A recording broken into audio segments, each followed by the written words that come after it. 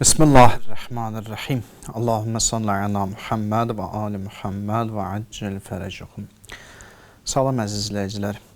Həzrət Əli əleyhissalam gözəl bir söz buyurur. Qəlblər yorulur və o yorğun qəlbi gözəl kəlamlarla, hikmətli sözlərlə dincəldin.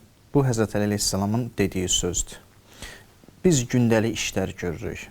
Hər kəsin müəyyən bir işləri var.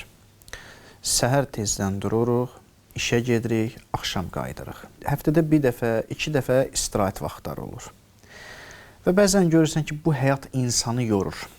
Yəni, insan eyni həyatı yaşayanda, eyni şeyləri edəndə yorulur. Bəzən dərdlər gəlir, bəzən bəlalar gəlir, bəzən söz-söhbətlər olur. Bunlar hamısı insanın zehnini, qəlbini yormağa başlayır. Qəlbin də bir yorulmağı var. Qəlb bəzən öz istədiyini eşitməyəndə, qəlb bəzən ona lazımlı olan məlumatı eşitməyəndə yorulmağa başlayır.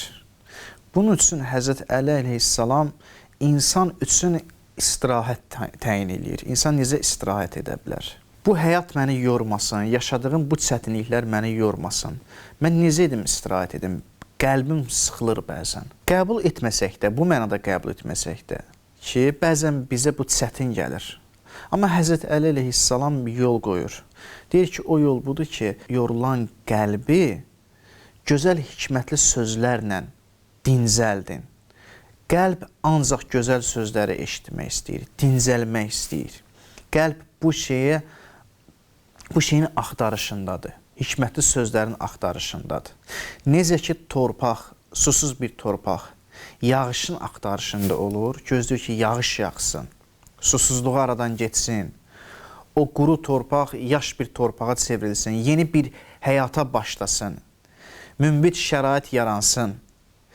Qəlb də o cürdür ki, qəlb istəyir ki, sözləri eşitsin.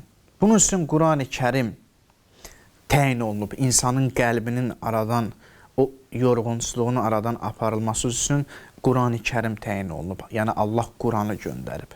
Bunun üçün məsumların kəlamları var, məsumların sözləri var. Gözəl kəlamları var ki, o kəlamlar insanın o yorğun qəlbini dincəldir, istirahət edir. Ona görə də bir insan həftədə bir dəfə, heç olmasa məsumların, biz heç olmasa məsumların hər hansı bir kəlamını oxumalıyıq. Həftədə bir dəfə onların kəlamının və yaxud da Qurani Kərimi, ən əsas olaraq Qurani Kərimi açıb bir Allahın sözünü dinləməliyik. O Allah ki, bizim qəlbimizə rahatlıq verir. O Allah ki, bizim qəlbimizi, narahat olan qəlbimizi dincəldir. Odur, Həzrət Əli buyurur, qəlb yorulur.